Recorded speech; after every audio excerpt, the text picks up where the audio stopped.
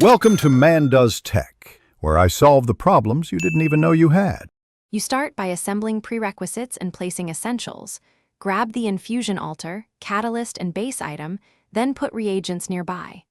Once done, place the altar on a stable spot so its interface faces you. This prevents placement errors and dropped components. Make sure the power source or rune network is connected. Without steady mana or charge, the infusion will fail.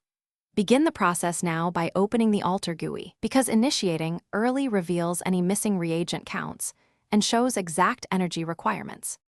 You next configure the infusion, insert the base item into the central slot, and place the catalyst in its dedicated position. This aligns modifiers correctly. Then distribute reagents into pattern slots, following required stack counts and order, because sequence affects outcome. Once reagents sit, set infusion strength and duration with the altar controls.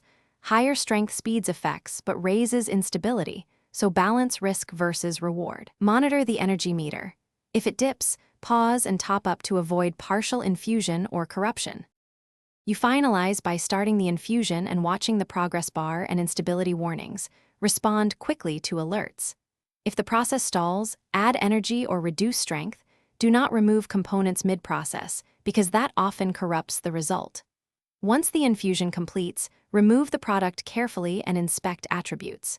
If you encounter corruption, salvage recoverable parts, record the reagent order and settings, then retry at lower strength or with additional stabilizers.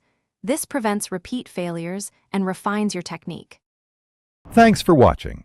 If you found this helpful, don't forget to like and subscribe.